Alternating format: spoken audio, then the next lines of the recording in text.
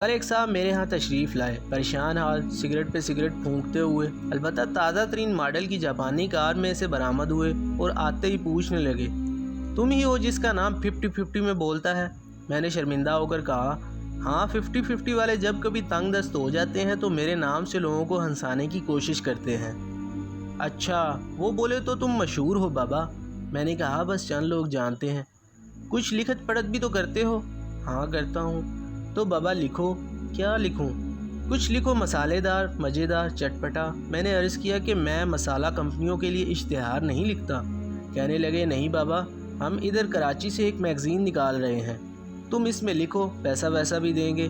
میں نے پوچھا کس قسم کا میگزین؟ کہنے لگے بہت اچھا والا، art paper, coloured transparencies, title پر کرکٹ والے عمران خان کا بڑا تصویر۔ میرا مطلب ہے کہ اس میگزین کا مزاج کیا ہوگا؟ ادبی، سیاسی، فلمی، ٹیلی ویژنی، کس قسم کا ہوگا؟ وہ گھڑی دیکھ کر بولے، بابا تھرو اوے ٹائپ کا ہوگا۔ تھرو اوے؟ یہ کون سی قسم ہے؟ میں نے حیران ہو کر دریافت کیا۔ بابا آج کا تھرو اوے کلچر کا زمانہ ہے۔ دیکھو پہلے زمانے میں مال پکا بنتا تھا، ایک مرتبہ خریدا اور ساری عمر استعمال کیا۔ پہلے زمانے کی کار دیکھو اور ادھر اس کو دیکھو۔ انہوں نے اپنی نئی کار کی طرف اشارہ کر کے کہا، اس کی بانٹ پر میرا چھوٹا ہے، نہیں وہ بیٹھ گیا۔ دیکھو ادھر سے ایک دم ڈنٹ پڑ گیا، پہلے لائٹر ہوتا تھا نہیں، اس میں چکماک ڈالو، گیس ڈالو اور ساری زندگی سگریٹ پیو۔ اور اب بازار سے لو، 6 روپے کا استعمال کرو، پھینک دو، تھرو اوے۔ گھڑی ہوتا تھا اومیگا اور ویسٹ اینڈ اور پتہ نہیں کیا کیا، چمڑا بدلتے جاؤ اور مرنے کی ٹائم اپنے چھوٹے کو دے دو۔ اب ایسا نہیں ہے، 50 روپے کی گھڑی لو، جب اس کا سیل ختم ہو جائے تو پھینک دو، تھرو اوے۔ اس طرح آج کل اس میگزین کا زمانہ نہیں ہے کہ غور سے سارا فیملی پڑھو، سنبھال کر رکھو، اس کا بائنڈنگ کرا کے لائبریری میں رکھو۔ اب تو میگزین اٹھاؤ، کلرڈ فوٹو دیکھو، لطیفے پڑھو، سکینڈل دیکھو اور پھر پھینک دو۔ ایسا ہوتا ہے تھرو اوے میگزین۔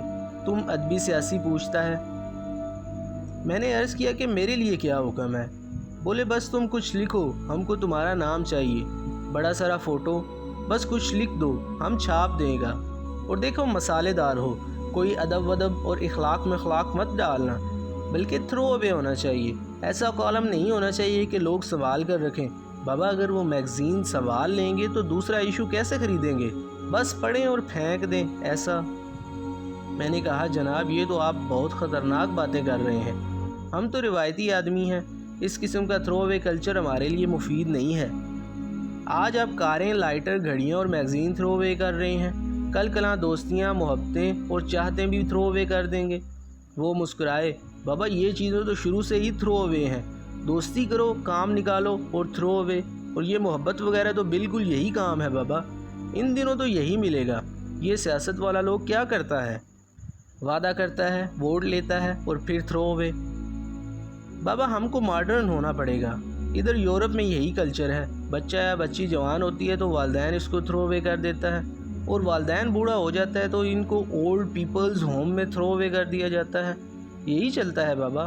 تم ادیب لوگ بالکل سٹوپڈ رہا ہے، ہمیشہ ادب کے پیچھے بھاگتا ہے، بابا پیسے کے پیچھے بھاگو، تھرو اوے کلچر پر ایمان لے آؤ اور مزے کرو۔ کہو ہمارے میگزین کے لیے لکھو گے؟